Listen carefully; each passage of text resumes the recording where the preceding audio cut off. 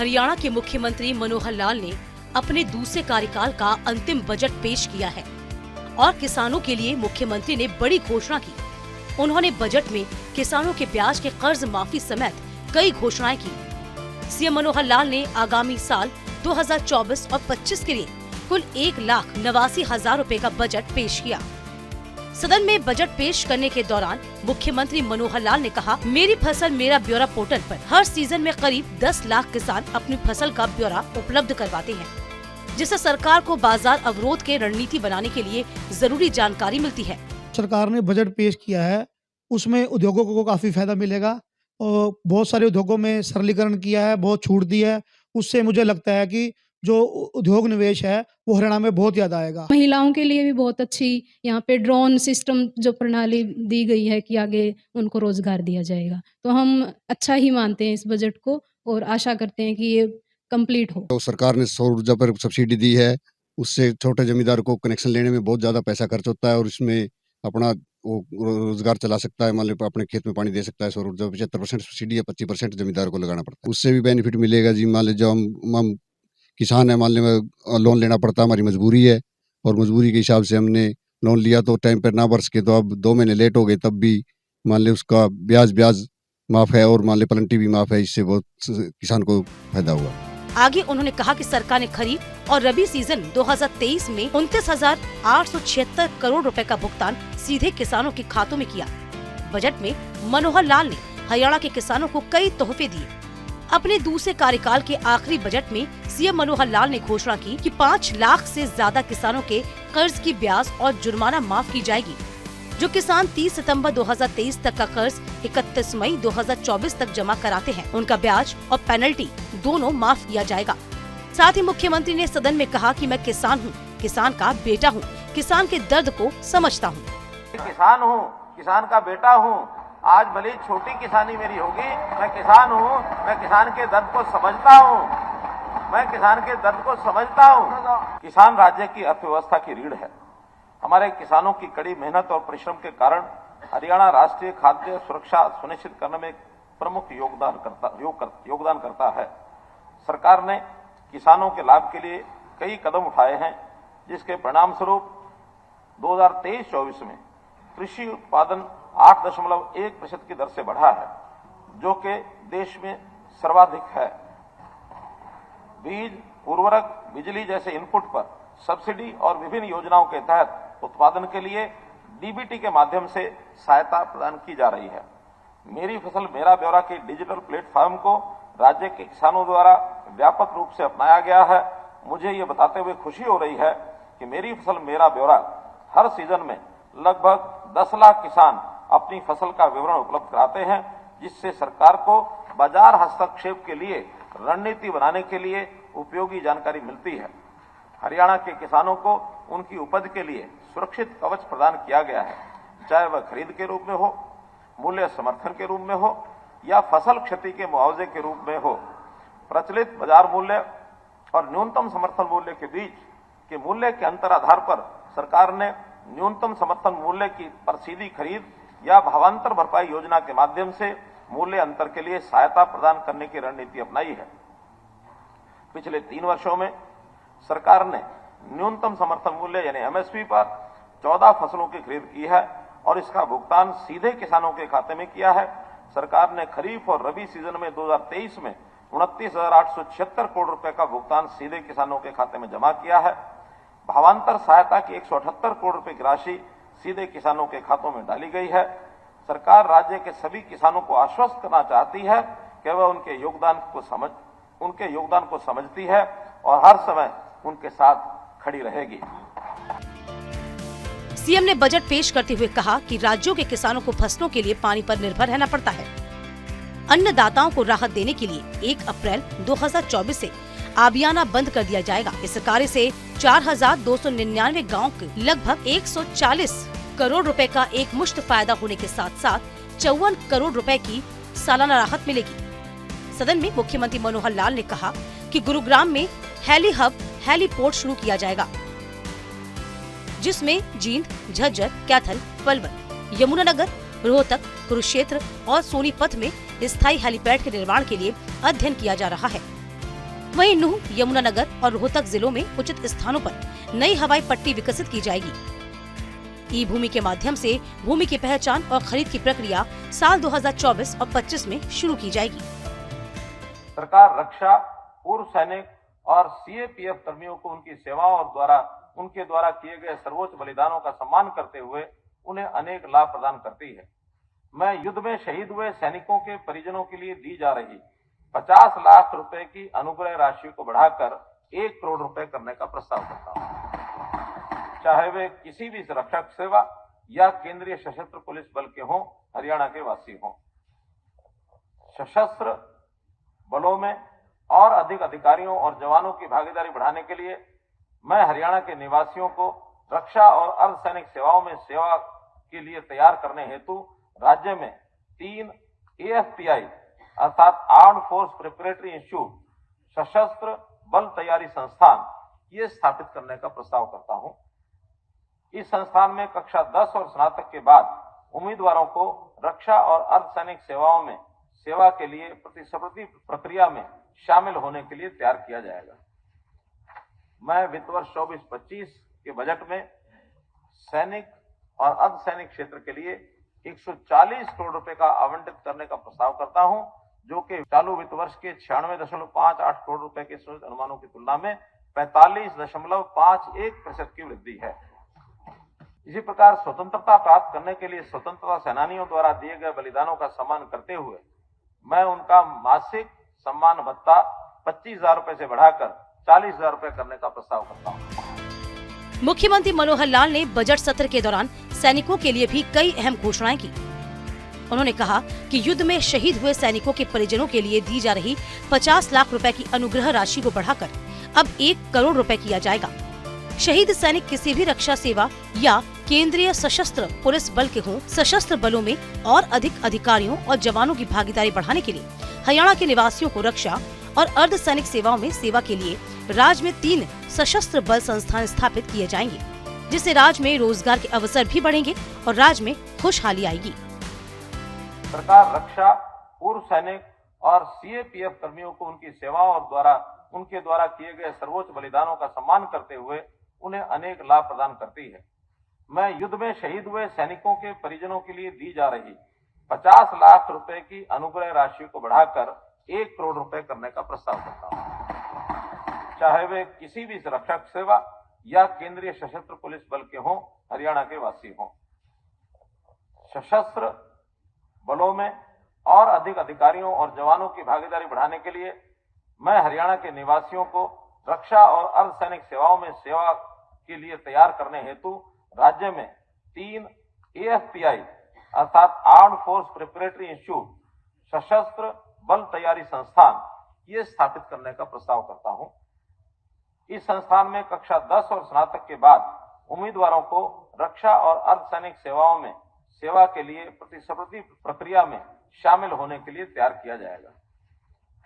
मैं वित्त वर्ष 24-25 के बजट में सैनिक और अर्धसैनिक क्षेत्र के लिए 140 करोड़ रुपए का आवंटित करने का प्रस्ताव करता हूं, जो कि चालू वित्त वर्ष के 96.58 करोड़ रुपए के सूचित अनुमानों की तुलना में 45.51% की वृद्धि है।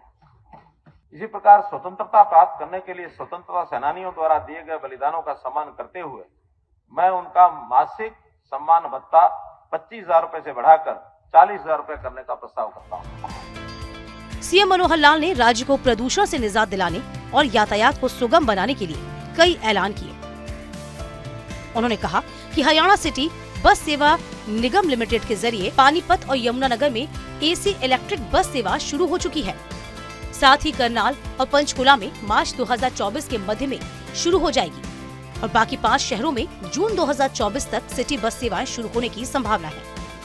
इसके लिए 450 AC इलेक्ट्रिक बसों का संचालन किया जाएगा। सीएम ने बताया कि सार्वजनिक वितरण प्रणाली के तहत लाभार्थी परिवारों की संख्या दिसंबर 2022 में 26 लाख थी, जो बढ़कर 44 लाख से अधिक हो गई है। निर्माण श्रमिकों की बेटियों को उच्च शिक्षा दिलाने के लिए 50,000 रुपए वित्तीय सहायता या इलेक्ट्रिक स्कूटर की वास्तविक एक्स शोरूम कीमत जो भी कम हो उस पर इलेक्ट्रिक स्कूटर उपलब्ध कराने की योजना शुरू की गई है। गिग वर्कर को इलेक्ट्रिक स्कूटर खरीदने के लिए बिना किसी ब्याज के क्रेडिट गारंटी के साथ 45,000 रूपए की राशि या इलेक्ट्रिक स्कूटर के लिए 5,000 रूपए की सब्सिडी दी जाएगी। आगे सीएम मनोहर लाल ने कहा कि साल 2024 और 25 के दौरान 500 महिला स्वयं सहायता समूह की 5,000 बहनों को ड्रोन संचालन और रखरखाव के लिए प्रशिक्षित कर उन्हें प्रति समूह एक ड्रोन देने का प्रस्ताव भी बजट में है। हरियाणा राज्य ग्रामीण आजीविका मिशन के तहत 58,797 स्वयं सहायता समूह का गठन किया गया है और 2 लाख महिलाओं को उच्च आय स्तर पर लाकर उन्हें लखपति दीदी बनाने का प्रस्ताव किया गया है। सरकार की ओर से राशन की उचित मूल्य की दुकानों में महिला आवेदकों के लिए 33% रिजर्वेशन का प्रावधान किया गया है। इसमें एसिड हमले की शिकार महिलाओं और विधवाओं को प्राथमिकता दी जाएगी। राज्य के सार्वजनिक उपक्रमों का वर्ष 23-24 में कारोबार 79,907 करोड़ रुपया रहने का अनुमान है, जो पिछले वर्ष से 11.94% की वृद्धि है। मुझे ये बताते हुए खुशी हो रही है कि पिछले 9 वर्षों की अवधि में सार्वजनिक क्षेत्र के उपक्रमों के प्रदर्शन में सुधार हुआ है। वर्ष 2013-14 के दौरान सार्वजनिक क्षेत्र के 43 उपक्रमों में से केवल 13 उपक्रमों ने 804 करोड़ रुपए का लाभ अर्जित किया, शेष 30 घाटे में चल रहे थे। वर्ष 2022-23 के दौरान लाभ कमाने वाले सार्वजनिक क्षेत्र के उपक्रमों की संख्या बढ़कर 13 से 20 हो गई, जिनका कुल लाभ 1767 करोड़ रुपया रहा। इस तरह 963 करोड़ रुपए की वृद्धि हुई, जो कि डबल से भी अधिक है। मुझे इस सम्मानित सदन को यह अवगत कराते हुए बड़ी खुशी हो रही है कि सरकार द्वारा उठाए गए कदमों के कारण सार्वजनिक क्षेत्र के सभी उपक्रमों का संयुक्त ऋण मार्च 2014 के 60,576 करोड़ रुपए के 27.4% कम होकर मार्च 2023 में 43,955 करोड़ रुपया कम हो गया, जो लगभग 17,000 करोड़ रुपया हमने ये कम किया है। सीएम मनोहर लाल ने बजट के दौरान अपने संबोधन में कहा कि प्रधानमंत्री आवास योजना ग्रामीण के तहत 29,404 मकानों के कुल लक्ष्य के विरुद्ध 28,250 मकान पूरे हो चुके हैं और 1,154 मकान निर्माणाधीन हैं। साल 2023 और 24 के दौरान 692 खिलाड़ियों 92 करोड़ रुपए के नगद पुरस्कार दिए गए। खेलो इंडिया पैरा गेम्स 2023 में हरियाणा के 183 खिलाड़ियों ने 105 पदक जीतकर प्रदेश को प्रथम स्थान दिलवाया है। वित्तीय वर्ष 2024 और 25 में 400 नई खेल नर्सरी स्थापित करने का प्रस्ताव जारी किया गया है। 2024 और 25 में मुक्केबाजी और कुश्ती में 2 उच्च प्रदर्शन केंद्र पानीपत और सोनीपत में स्थापित किए जाएंगे। वहीं पेरिस ओलंपिक 2024 में शामिल स्पीड क्लाइंबिंग के लिए राज्य में 6 स्थानों करनाल, भिवानी, हिसार, फरीदाबाद, नारनौल, पंचकुला में सुविधाएं दी जाएंगी। खेल के विकास के लिए बजट में 578.18 करोड़ रुपए आवंटित करने का प्रस्ताव है, जो बीते वर्ष के मुकाबले 432.01 करोड़ रुपए के संशोधित अनुमानों की तुलना में 33.84% ज्यादा है। निपुण हरियाणा मिशन प्रदेश में ग्रेड 3 स्तर पर लागू किया गया है। बजट 2024 और 25 में ग्रेड 4 और 5 को शामिल कर इसका विस्तार करने का प्रस्ताव रखा गया है। बहुत गर्व की बात है कि हमारे राज्य के खिलाड़ी अंतर्राष्ट्रीय खेलों में देश को गौरवान्वित कर रहे हैं। विभिन्न खेल प्रतियोगिताओं में उनकी उपलब्धियां के आधार पर वर्ष 23-24 के दौरान 692 खिलाड़ियों को 92 करोड़ रुपए के नगद पुरस्कार दिए गए हैं।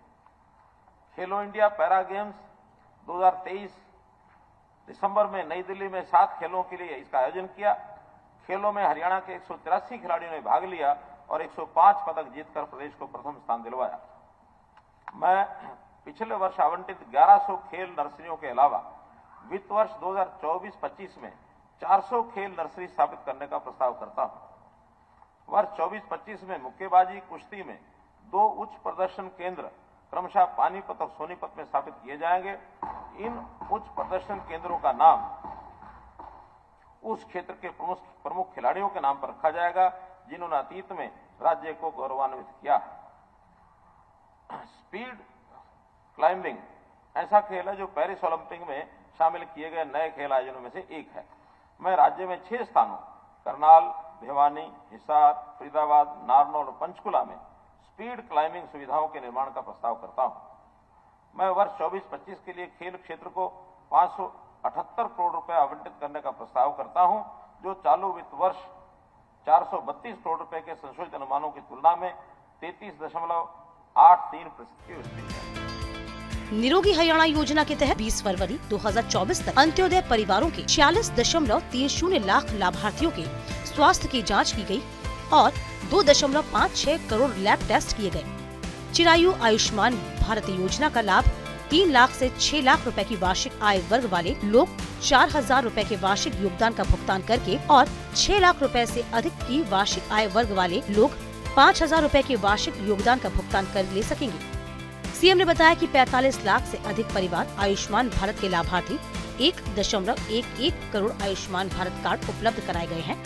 साल 2022 और 23 में 2.67 लाख लाभार्थियों को 385 करोड़ रुपए की वित्तीय सहायता राशि दी गई और 2023 और 24 में अब तक 5.21 लाख से अधिक व्यक्तियों को 765 करोड़ रुपए की वित्तीय सहायता दी गई है।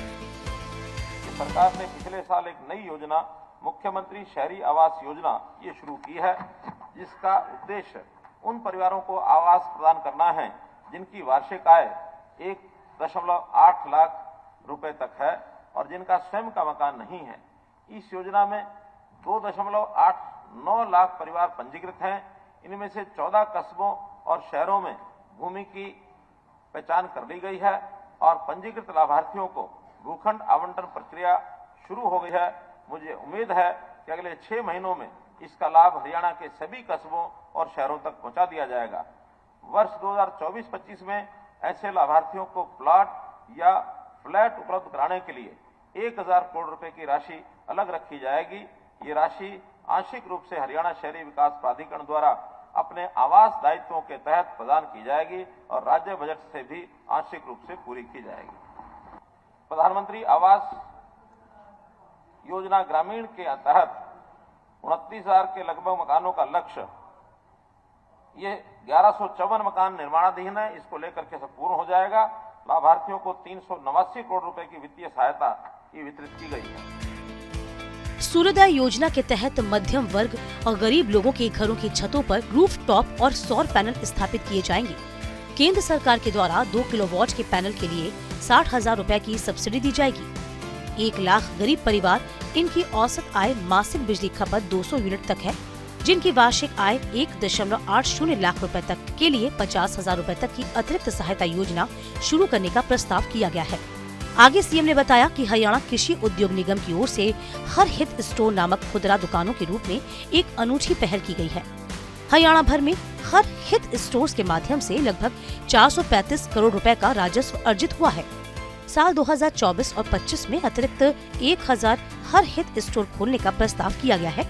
वहीं वृद्धावस्था सम्मान भत्ता योजना में संशोधन करने का भी प्रस्ताव किया गया है।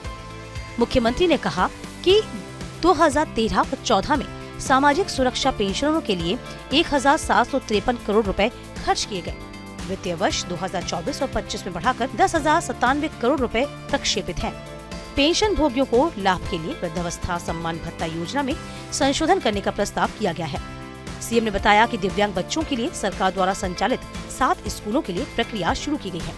अम्बाला में बौद्धिक रूप से दिव्यांग व्यक्तियों के लिए एक आजीवन देखभाल गृह भी निर्माणाधीन है और दयालु योजना के तहत वित्तीय वर्ष 2023 और 24 में अब तक 8,087 लाभार्थी परिवारों को 310 करोड़ रुपए की वित्तीय सहायता प्रदान की गई है। हरियाणा कौशल रोजगार निगम ने लगभग 1.11 लाख सक्रिय कर्मियों को रोल पर लिया है। 18,000 नई नियुक्तियां की हैं जो नियुक्त कार्यबल से योगदान दे रहे हैं। एचकेआरएन के माध्यम से तैनात कार्यबल को सामाजिक और स्वास्थ्य देखभाल लाभ मिल रहा है, जिससे कार्य के अनुकूल वातावरण को बढ़ावा मिला है। एचकेआरएन सक्रिय रूप से अंतर्राष्ट्रीय रोजगार बाजार में विदेशी प्लेसमेंट के अवसर तलाश रहा है। निजी क्षेत्र में भी रोजगार के अवसर प्रदान कर रहा है। जनवरी 24 में इजरायल में निर्माण क्षेत्र में विदेशी प्लेसमेंट के अवसरों को लाभ उठाने के लिए पंजीकृत प्रतिभागियों के लिए प्रशिक्षण कार्यक्रम आयोजित किए गए हैं। यमुनानगर जिले के प्रतापनगर और पंचकुला जिले के कणौली में खोले गए नए राजकीय औद्योगिक प्रशिक्षण संस्थानों में पिछले वर्ष दाखिले शुरू हो गए थे। 6 नए राजकीय आईटीआई का निर्माण कार्य जिला फरीदाबाद के सोहना, सेक्टर 18 सिकरोना, तिगांव, जिला महेंद्र के सेलंग और सतनाली में पूरा हो चुका है। वर्ष 24-25 के दौरान 6 नए आईटीआई सिरसा जिले के जीवन नगर, हिसार के सिसाय, जींद के पेगा, कुरुक्षेत्र के शाहबाद और बसंतपुर तथा करनाल जिले के इंद्री का निर्माण कार्य पूरा होने की संभावना है। श्री विश्वकर्मा कौशल विश्वविद्यालय ने भारतीय लघु उद्योग विकास बैंक के सहयोग से सुपर 30 उद्यमिता विकास कार्यक्रम शुरू किया है। कार्यक्रम का लक्ष्य 6 महीने के पाठ्यक्रम के लिए सघन चयन प्रक्रिया के माध्यम से नवीन व्यवसायिक विचारों और कौशल वाले 30 प्रतिभागियों का चयन करना है। पिछले वर्ष मैंने घोषणा की थी कि सरकार बैंकों और वित्तीय संस्थानों के सहयोग से 200 करोड़ रुपए के कोष के साथ एक वेंचर कैपिटल फंड की स्थापना करेगी, जो उन स्टार्टअप उद्यमियों को ऋण और इक्विटी के माध्यम से वित्तीय सहायता प्रदान करेगी। जो महिलाएं हैं या ऐसे परिवारों से आते हैं जिनकी वार्षिक आय 1.80 लाख रुपए तक है या अनुसूचित जाति पिछड़ा वर्ग से संबंधित है, वेंचर कैपिटल फंड उन युवाओं को उद्यमी बनाने में सहायता करेगा जहां परियोजना लागत 5 करोड़ रुपए तक है। ये परियोजना वर्ष 2024-25 में भी चालू रहेगी। पीएम स्वामित्व योजना की तर्ज पर नगर पालिकाओं में शामिल किए गए गांव की आबादी देह में संपत्तियों के मालिकों को संपत्ति प्रमाण पत्र प्रदान करने के लिए शहरी स्वामित्व योजना शुरू की जाएगी। इससे संपत्तियों के मालिक पीएम स्वामित्व के तहत ग्राम पंचायतों के आबादी वाले क्षेत्रों में संपत्तियों के मालिकों को मिलने वाले लाभ के समान लाभ ले सकेंगे। शहरी स्थानीय निकाय विभाग में अगले 15 दिनों में नीति अधिसूचित कर दी जाएगी। शहरी क्षेत्रों में विकास प्रक्रिया को आगे बढ़ाने के लिए सरकार दिव्य नगर योजना के तहत राज्य के सभी बड़े शहरों में 500 से 1000 व्यक्तियों की क्षमता वाले सभागारों का निर्माण करेगी। गुरुग्राम और फरीदाबाद में 2-2 और अन्य सभी 9 नगर निगमों तथा 12 नगर परिषदों के जिला मुख्यालयों पर 1-1 सभागार बनाए जाएंगे। पंचायती राज संस्थाएं और ग्रामीण विकास के लिए सरकार ने 10,000 और उससे अधिक की आबादी वाले सभी महाग्रामों की ग्राम पंचायतों के लिए हॉपर टिपर डंपरों की खरीद शुरू कर दी गई है। इन्हें ड्राइवर कम वेस्ट कलेक्टर उपलब्ध करवा कर रही है। वहीं ग्रामीण सफाई कर्मचारियों के स्वीकृति पदों की संख्या 11,254 से बढ़ाकर 18,580 करते हुए 7,326 अतिरिक्त पद स्वीकृत किए गए हैं। साल 2024 और 25 में अपशिष्ट प्रबंधन की संस्थागत प्रणाली का 7,100 से ऊपर की आबादी की सभी ग्राम पंचायतों में विस्तार किया जाएगा, जिनके पास समुचित जमीन है। पीएम स्वामित्व योजना की तर्ज पर मैं नगर पालिकाओं में शामिल किए गए गांव की आबादी देह में संपत्तियों के मालिकों को संपत्ति प्रमाण पत्र प्रदान करने के लिए शहरी स्वामित्व योजना शुरू करने का प्रस्ताव करता हूं। इससे संपत्तियों के मालिक पीएम स्वामित्व के तहत ग्राम पंचायतों की आबादी वाले क्षेत्रों में संपत्तियों के मालिकों को मिलने वाले लाभ के समान लाभ प्राप्त कर सकेंगे। ये नीति शहरी स्थानीय निकाय विभाग द्वारा अगले 15 दिनों में अधिसूचित कर दी जाएगी। शहरी क्षेत्रों में विकास प्रक्रिया को आगे बढ़ाने के लिए सरकार दिव्य नगर योजना के तहत राज्य के सभी बड़े शहरों में 500 से 1000 व्यक्तियों की क्षमता वाले सभागारों का निर्माण करने का प्रस्ताव करती है। गुरुग्राम और फरीदाबाद में 2-2 और अन्य सभी 9 नगर निगमों तथा 12 नगर परिषदों के जिला मुख्यालयों पर 1-1 सभागार ऑडिटोरियम ये बनाए जाएंगे। सरकार प्रत्येक जिला मुख्यालय पर एक सार्वजनिक पुस्तकालय स्थापित करने का प्रस्ताव करती है। सूचना जनसंपर्क भाषा एवं संस्कृति विभाग और शहरी स्थानीय निकाय विभाग द्वारा स्थानीय नगर पालिका के सहयोग से इन सार्वजनिक पुस्तकालयों की स्थापना का कार्य किया जाएगा। नगर एवं ग्राम आयोजना टाउन फ्रंटिंग प्लानिंग, बाहरी विकास शुल्क यानी ईडीसी की पुरानी लंबित देय राशियों की वसूली के लिए विवादों का समाधान योजना शुरू की गई थी। यह योजना अत्यंत सफल रही है। इसमें 286 लाइसेंस धारकों ने 31 जनवरी 2024 तक 2,666 करोड़ रुपए की राशि जमा करवाई है। मैं इस योजना को 30 सितंबर 2024 तक आगे बढ़ाने का प्रस्ताव करता हूं ताकि शेष लाइसेंसधारी भी योजना का लाभ उठा सकें। महानगर विकास प्राधिकरण की स्थापना की शुरुआत गुरुग्राम में जीएमडीए से शुरू की गई थी। इसके बाद 3 ऐसे अन्य प्राधिकरण फरीदाबाद एफएमडीए, पंचकुला पीएमडीए और सोनीपत एसएमडीए स्थापित किए गए हैं। हिसार के लिए एचएमडीए की स्थापना प्रक्रियाधीन है। मिशन 60,000 के तहत सरकार के आने वाले वर्षों में कम से कम 60,000 युवाओं को कौशल प्रशिक्षण और रोजगार के अवसर देने का लक्ष्य है। फरवरी 2024 में ठेकेदार सक्षम युवा योजना की शुरुआत की गई है।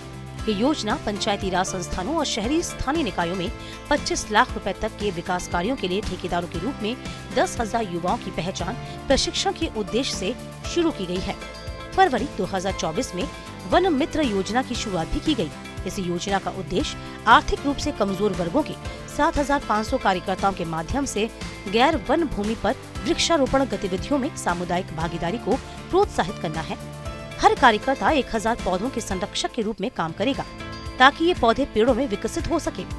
फरीदाबाद के मोहना, सेक्टर 18 सिकरोना, तिगांव, महेंद्रगढ़ के सेहलंग, सतनाली में 6 नई राजकीय ITI का निर्माण काम पूरा हो चुका है। साल 2024 और 25 के दौरान 6 नए ITI सिरसा जिले के जीवन नगर, हिसार के सियाय, जींद के पेंगा, कुरुक्षेत्र के शाहबाद और वसंतपुर करनाल जिले की इंद्री का निर्माण काम पूरा होने की संभावना है। युवा सशक्तिकरण, माननीय अध्यक्ष महोदय, युवा सशक्तिकरण, रोजगार और उद्यमिता सरकार के लिए एक महत्वपूर्ण क्षेत्र रहा है। गत वर्षों में हरियाणा कौशल विकास मिशन द्वारा निजी प्रशिक्षण भागीदारों के माध्यम से कौशल प्रशिक्षण का कार्य किया जा रहा है। सरकार ने सरकारी औद्योगिक प्रशिक्षण संस्थान यानी ITI के माध्यम से अल्पकालिक कौशल विकास और प्रशिक्षण देने पर बल देने का निर्णय लिया है। मिशन 60,000, इसके तहत सरकार आने वाले वर्षों में कम से कम 60,000 युवाओं को कौशल प्रशिक्षण और रोजगार के अवसर प्रदान करने का हमने लक्ष्य रखा है। फरवरी 2024 में ठेकेदार सक्षम सेवा योजना युवा योजना शुरू की गई है। ये योजना पंचायती राज संस्थाओं, शहरी स्थानीय निकायों और सरकारी क्षेत्र में 25 लाख रुपए तक के विकास कार्यों के लिए ठेकेदारी के रूप में 10,000 युवाओं की पहचान और प्रशिक्षण के उद्देश्य से शुरू की गई है।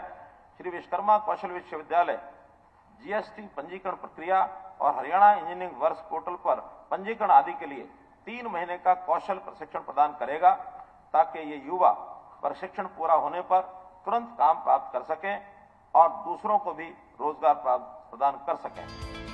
पशुधन मालिकों को उनके घर द्वार पर पशु चिकित्सा सेवाएं उपलब्ध करवाने के लिए ऐसे जिलों जहां पशु चिकित्सा सेवाओं की उपलब्धता क्षेत्र की पशुधन संख्या के अनुपात में कम है, 8 नए राजकीय पशु अस्पताल, 18 नए राजकीय पशु औषधालय खोले जाएंगे।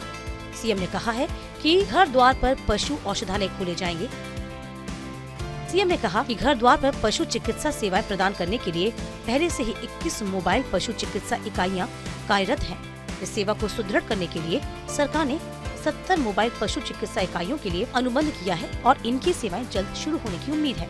हरियाणा बागवानी फसलों के लिए भी भावांतर भरपाई योजना के अंतर्गत 21 फलों और सब्जियों की फसलों को भावांतर भरपाई योजना में शामिल किया गया है। वर्ष 23-24 के दौरान 41 करोड़ रुपए की प्रोत्साहन राशि प्रदान की गई है। मैं संग्रह, संरक्षण, थीम पार्क, शैक्षिक प्रशिक्षण, जर्म प्लाज्म के लिए और स्थानीय आबादी के लिए प्रमुख आकर्षण और प्रमुखता के केंद्र के रूप में कार्य करने के लिए राज्य में 6 स्थानों पर 6 बोटानिकल गार्डन विकसित करने का प्रस्ताव करता हूं। 3 नए उत्कृष्टता केंद्र स्थापित किए जाएंगे। इसमें पंचकुला में कटाई उपरांत प्रबंधन के लिए, हांसी में स्वच्छ रोपण सामग्री के लिए, चीका में वर्टिकल फार्मिंग के लिए केंद्र स्थापित किए जाएंगे। देश के 2.1% दुधारू पशु हरियाणा के हैं। देश के दूध उत्पादन में राज्य का योगदान 5.19% है। राज्य का प्रति व्यक्ति प्रतिदिन दूध उपलब्धता 1098 ग्राम है, जो राष्ट्रीय प्रति व्यक्ति प्रतिदिन औसत दूध उपलब्धता 459 ग्राम का लगभग 2.5 गुना है। पशुधन मालिकों को उनके घर द्वार पर पशु चिकित्सा सेवाएं उपलब्ध करवाने के लिए नए 8 राजकीय पशु अस्पताल और 18 नए राजकीय पशु औषधालय खोलने का प्रस्ताव है। घर द्वार पर पशु चिकित्सा ये सेवाएं प्रदान करने के लिए पहले से ही 21 मोबाइल पशु चिकित्सालय इकाइयां कार्यरत हैं। इस सेवा को सुदृढ़ करने के लिए सरकार ने 70 मोबाइल पशु चिकित्सा इकाइयों के लिए अनुबंध किया है और उनकी सेवाएं शीघ्र शुरू होने की उम्मीद है। मुझे आशा है कि ये सेवाएं पशुधन मालिकों के लिए बहुत लाभदायक सिद्ध होंगी। मत्स्य पालन, इसको बढ़ावा देने के लिए 3 मोबाइल जल परीक्षण प्रयोगशाला वैन के माध्यम से किसानों को घर द्वार पर ही मिट्टी और जल परीक्षण की सुविधा प्रदान की जाएगी। 4000 एकड़ भूमि को मत्स्य और झींगा पालन के अंतर्गत लाया जाएगा। ऐसे में 2024 और 25 के बजट में हरियाणा के सीएम मनोहर लाल ने राज्य के चौमुखी विकास को और आगे ले जाने के संकल्प को दोहराया। वो खुशहाल हरियाणा के भविष्य को और खुशहाल बनाने की कोशिश के तौर पर देखा जा रहा है। Bureau report, news India.